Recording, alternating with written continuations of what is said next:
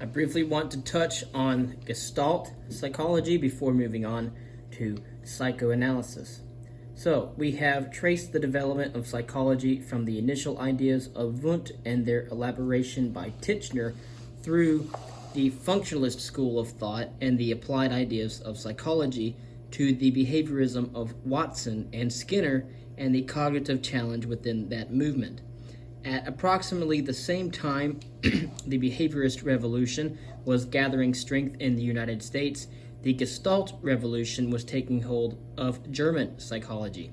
This was yet another protest against Wundtian psychology, further testimony to how important Wundt's ideas were as a source of inspiration for new viewpoints and a basis for launching new systems of psychology. In its attack on the psychology establishment, Gestalt psychology focused primarily on the elementistic nature of Wundt's work. Recall that sensory elements were the foundation of Wundt's psychology. Gestalt psychologists made this the target of their opposition. Wolfgang Köhler, a founder of Gestalt psychology, wrote, quote, "We had been shocked by the thesis that all psychological facts consist of unrelated inert atoms, and that almost the only factors which combine these atoms and thus introduce actions are associations." End quote. 1959. To understand the Gestalt protest, think back to what psychology was like in 1912.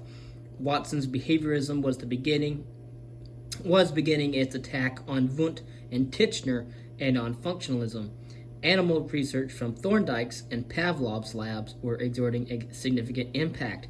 Sigmund Freud's psychoanalysis was already a decade old, as we will see later. Although the Gestalt psychologist movement against Wundt's position paralleled the rise of behaviorism in the United States, they were independent of one another. Although both schools of thought started by opposing the same ideas, Wundt's focus on sensory elements, eventually they would come to oppose each other. The difference between Gestalt psychology and behaviorism were soon evident. Gestalt psychologists accepted the value of consciousness, while criticizing the attempt to reduce it to atoms or elements. Behavioral psychologists refused to acknowledge the usefulness of the concept of consciousness for a scientific psychology. Gestalt psychologists referred to Wundt's approach, as they understood it, as brick and mortar psychology, therefore implying that the elements, or the bricks, were held together by the mortar of the association process. They argued that when we look out a window, we really see trees and sky, not individual sensory elements such as brightness and hue that may be somehow connected to constitute our perception of trees and sky. Further, the Gestalt psychologists maintain that when sensory elements are combined, the elements form a new pattern or configuration. If you put together a group of individual musical notes, musical elements, for example, a melody or tune emerges from their combination, something new that did not exist in any of the individual elementary notes. The popular way to state this notion is that the whole is different from the sum of its parts. In fairness to Wundt, it should be noted that he recognized this point with his doctrine of creative synthesis. The Gestalt psychologists, however, made it the central point of their revolution.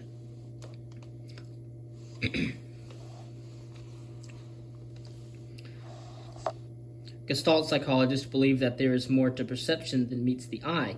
In other words, our perception goes beyond the sensory elements, the basic physical data provided to the sense organs. As with all movements, the essential tenets of the Gestalt protest have their roots in earlier ideas.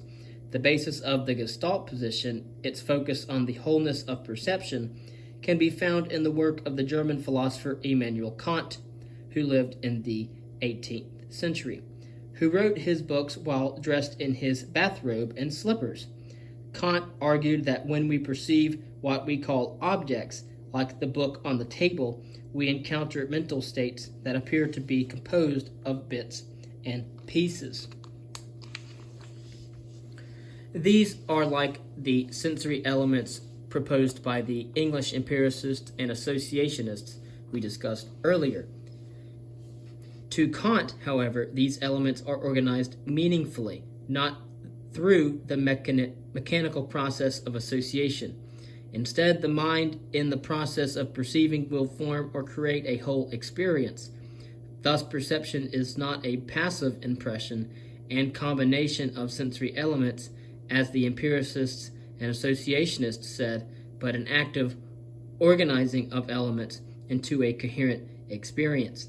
In this way, the mind actively gives shape and form to the raw data of perception.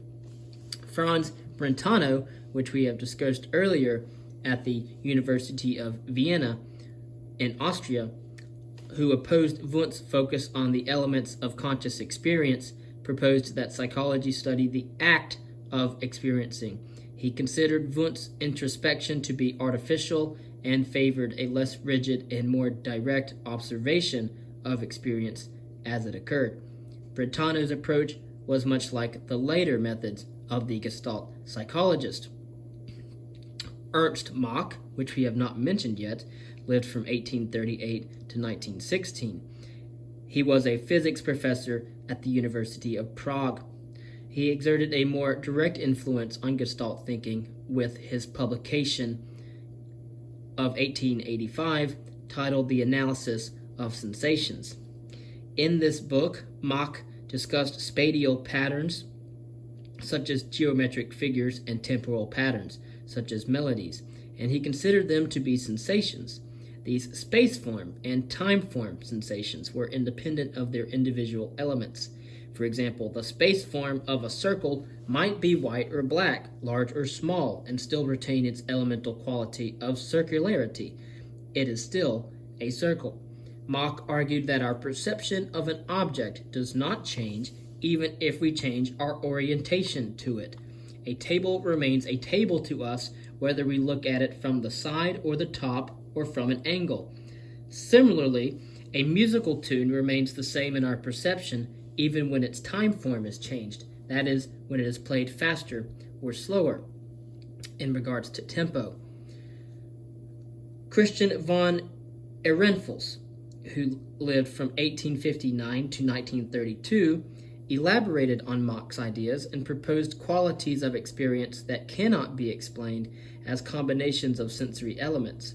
He called these qualities Gestalt Qualitaten, or form qualities, which are perceptions based on something greater than a merging of individual sensations. A melody is a form quality because it sounds the same even when transposed to a different key signature. The melody is independent of the sensations of which it is composed.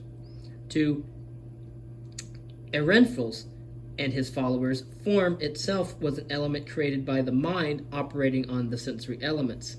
Thus, the mind was able to create form out of elementary sensations.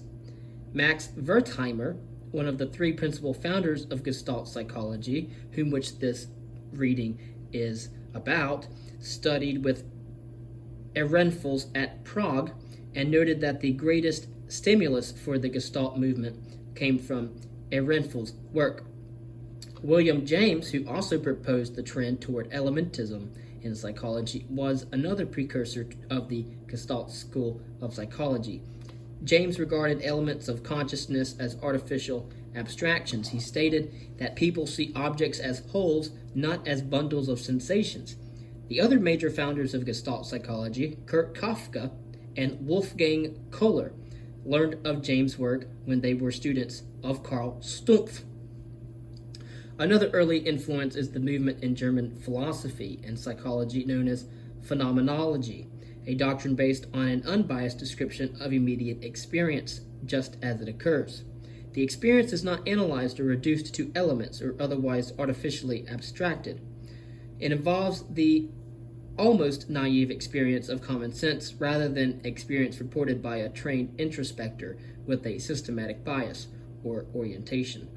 Again, phenomenology is an approach to knowledge based on an unbiased description of immediate experience as it occurs, not analyzed or reduced to elements.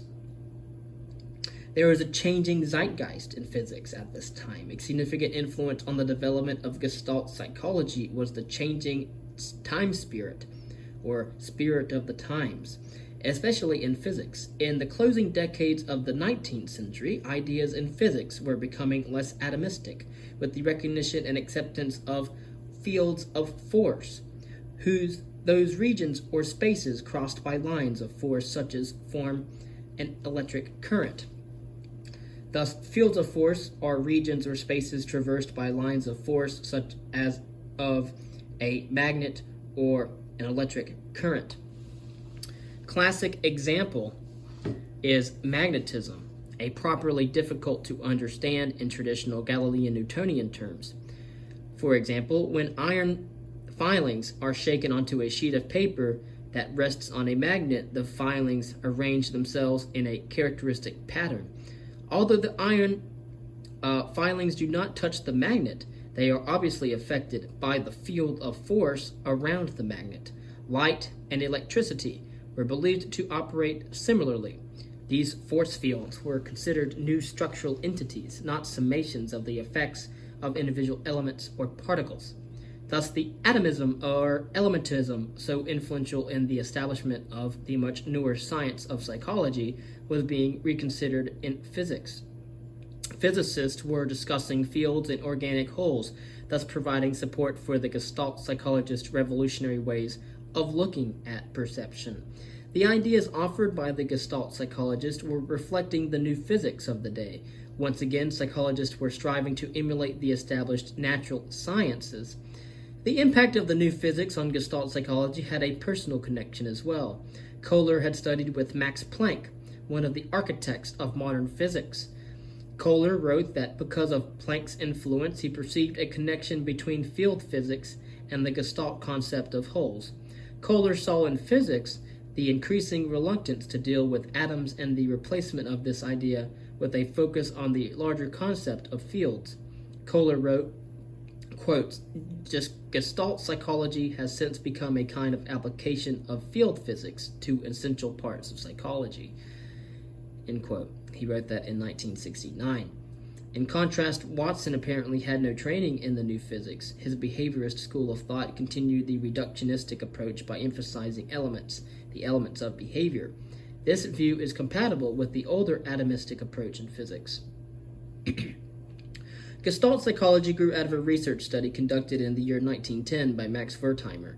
While riding on a train through Germany during his vacation, Wertheimer got an idea for an experiment about seeing motion when no actual motion occurred. He got off the train at Frankfurt, bought a toy stroboscope, and verified his insight in a preliminary way in his hotel room. The stroboscope, a forerunner of the motion picture camera, rapidly projects a series of still pictures on the eye, producing apparent motion. Wertheimer later carried out a more extensive research program at the University of Frankfurt, joined by two other psychologists, Koffka and Köhler. Wertheimer's research problem, for which Koffka and Köhler served as subjects, involved perceiving apparent movement, that is, the perception of motion when no actual physical movement has taken place. Wertheimer referred to it as the impression of movement. Using the tachistoscope, he projected light through two slits, one vertical and the other 20 or 30 degrees from the vertical. If light was shown first through one slit and then the other, with a relatively long interval between the lights, more than 200 milliseconds, the subject saw what appeared to be two successive lights, first at one slit, then at the other. When the interval between the lights was shorter, the subjects saw what seemed to be two lights on continuously. With an optimal time interval between the lights, about 60 milliseconds, the subjects saw a single line of light that appeared to move back and forth from one slit to the other. These findings may seem unremarkable to you. Scientists had been aware of the phenomenon for years, and movies or motion pictures had already been popular for a decade. Why then was apparent movement considered to be such a breakthrough?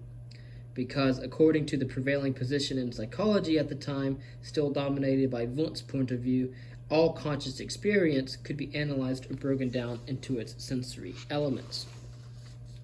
Yet how could the perception of apparent movement be explained in terms of a summation of individual elements when the elements were simply two stationary slits of light?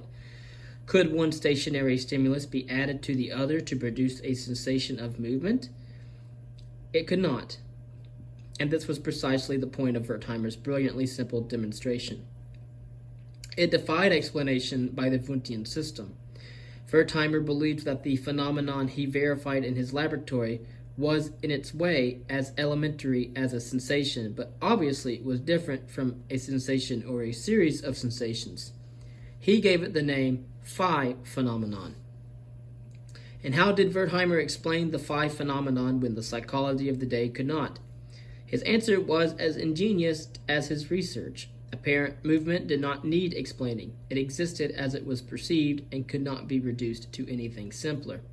Again, the phi phenomenon is the illusion that two stationary flashing lights are moving from one place to another. According to Wundt, introspection of the stimulus would produce two successive lines of light and nothing more. However, no matter how rigorously an observer introspected the two exposures of light, the experience of a single line in motion persisted. Any further attempt at analysis failed. The whole experience, the apparent movement of the line from one slit to another, differed from the sum of its parts, the two stationary lines. Thus the elementistic, associationistic psychology had been challenged, and the challenge could not be met. Wertheimer published the results of his research in 1912 as Experimental Studies of the Perception of Movement, an article considered to mark the formal beginning of the Gestalt psychology school of thought. Max Wertheimer lived from 1880 to 1943. Wertheimer studied law at the University of Prague and then changed his major to philosophy. After that, he went to the University of Berlin to pursue work in philosophy and psychology. He earned his doctoral degree in 1904 at the University of Würzburg under Oswald Kopp. He settled at the University of Frankfurt to lecture and conduct research, receiving a professorship in 1929. During World War I, he did military research on listening devices for submarines and harbor fortifications. During the 1920s at the University of Berlin, Wertheimer carried out some of his most productive work for the development of Gestalt psychology. One student recalled that the walls of Wertheimer's office were painted bright red. Wertheimer apparently found bright colors stimulating. He felt that if the walls of a room are gray or light green or some kind of dull color, one does not work as well as if they are painted in an exciting color, such as red. Wertheimer's lecture style was also stimulating and his imagery quite vivid. Some students found this easy to understand, but others thought it unclear and confusing. One student, captivated by the professor's passion, zeal, and convictions, believed at first that few of them knew what Wertheimer was talking about. It took me about half a year going to his lectures 2 or 3 times a week until I caught on. When we did catch on, we were delighted. Our whole life changed. Our whole outlook on life changed. All of a sudden, everything became colorful and lively and had meaning. That particular student's life changed significantly. At age 22, she married her 43-year-old professor, despite his warning about his obsession with his work. You must always remember, he told her, I will always be at my desk. I will always work. I must create Gestalt theory. Wertheimer was not exaggerating. In 1921, Wertheimer-Koffka-Köhler, assisted by Kurt Goldstein and Hans Gruhl, founded the journal Psychological Research, which became the official publication of the Gestalt Psychology School of Thought. The Nazi government suspended its printing in 1938, but publication resumed after the war in 1949. And again, World War I at the time was referred to as the Great War because World War II had not started yet. World War II obviously ended in 1945, and the journal Psychological Research, founded by Wertheimer, Koffka, and Köhler, resumed in 1949.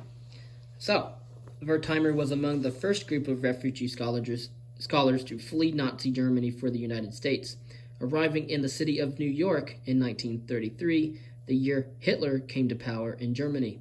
He became associated with the New School for Social Research, where he remained until his death 10 years later.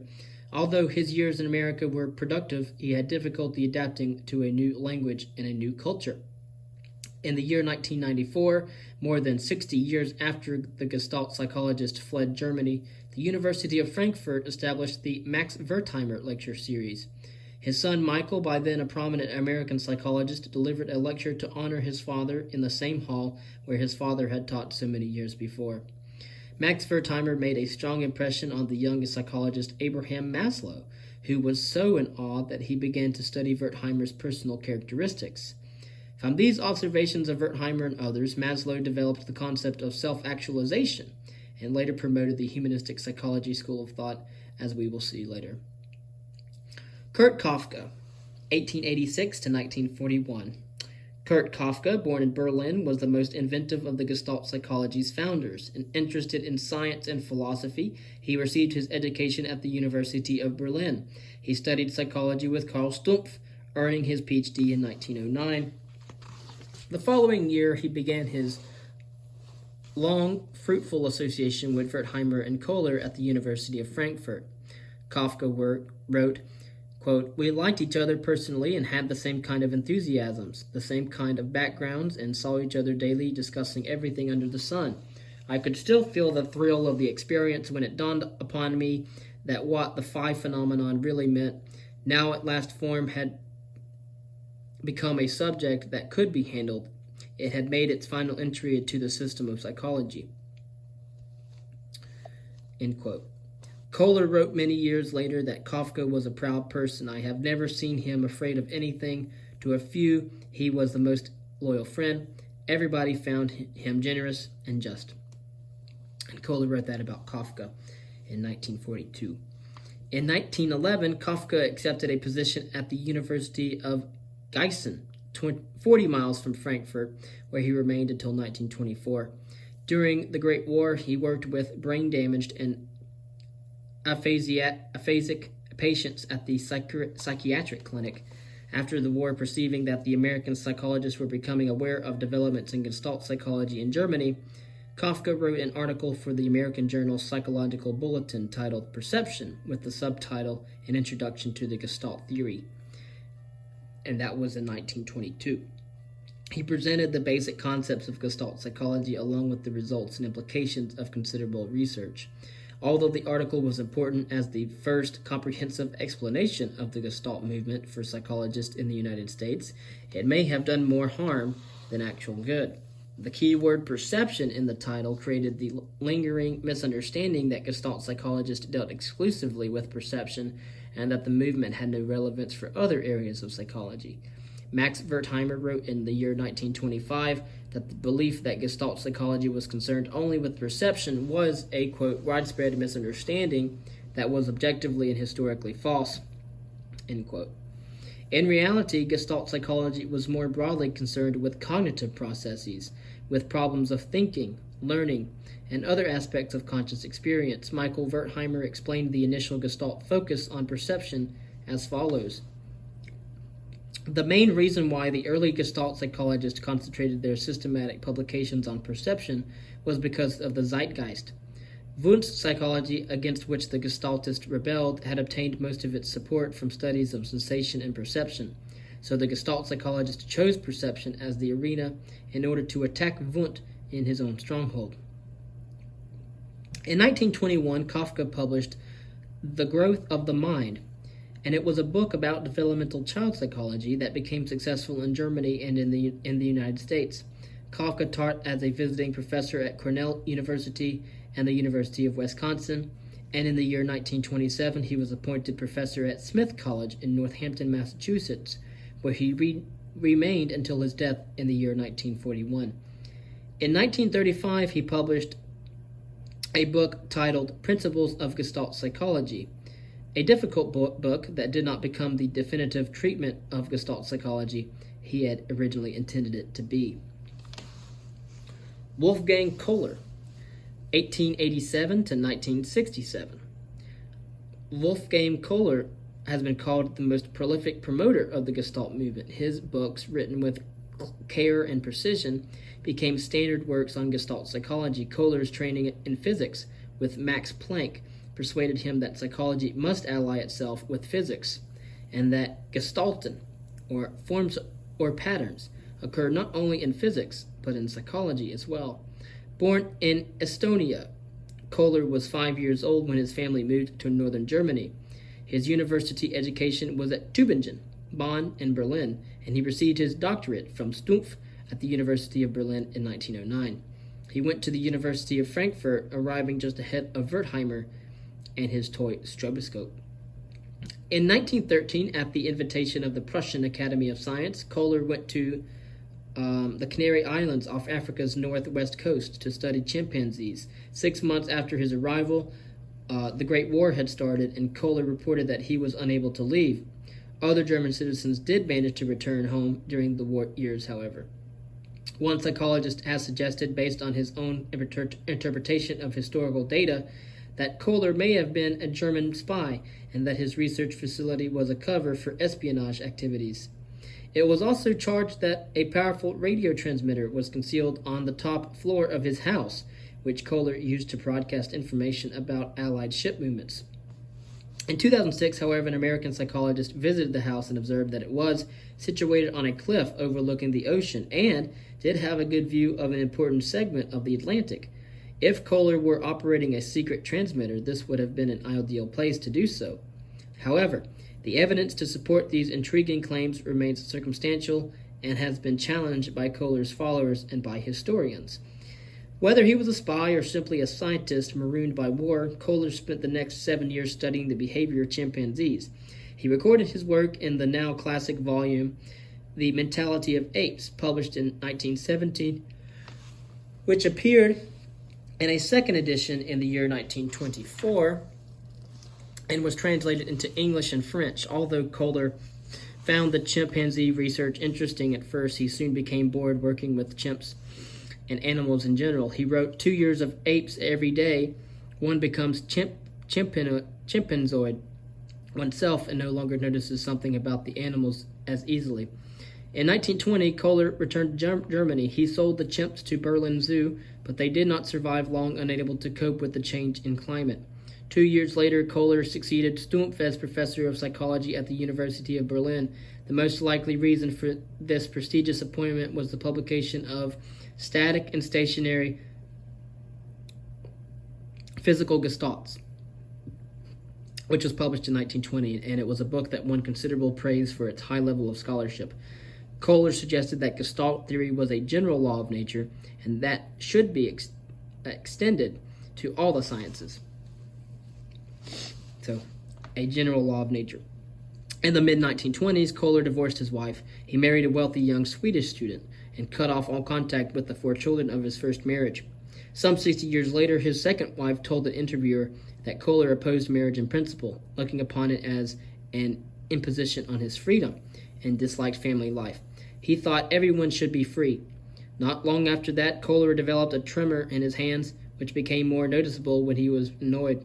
His laboratory assistants watched his shaking hands every morning to gauge his mood.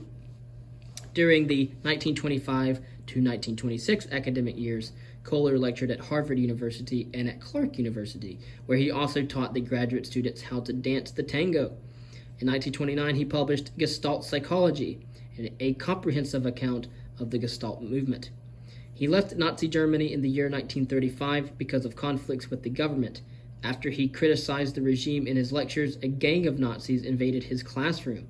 The threats did not stop him from taking risks that could easily have led to a death sentence. He wrote a courageous anti-Nazi letter to a Berlin newspaper, incensed by the dismissal of Jewish professors from German universities. On the evening of the letter was published, he and some friends waited at his home, expecting the Gestapo to arrest him, but the dreaded knock on the door never came. Köhler was the only non-Jewish psychologist in Germany to protest publicly the dismissals of Jewish scholars. The majority of faculty and students supported the Nazi government enthusiastically from its earliest days. One faculty member called the dictator Adolf Hitler a great psychologist, and another praised him as far-seeing, bold, and emotionally deep. The leaders of the German Psychological Society gave their immediate support to the Nazi regime, dismissed Jewish journal editors from their positions even before it was required by law, and paid public tribute to Hitler. At society meetings, they trumpeted the evil influence of the Jews. After Köhler immigrated to the United States, he taught at Swarthmore College in Pennsylvania, published several books, and edited the Gestalt journal Psychological Research. In 1956, he received the Distinguished Scientific Contribution Award from the APA, and in 1959, he was elected president of the APA.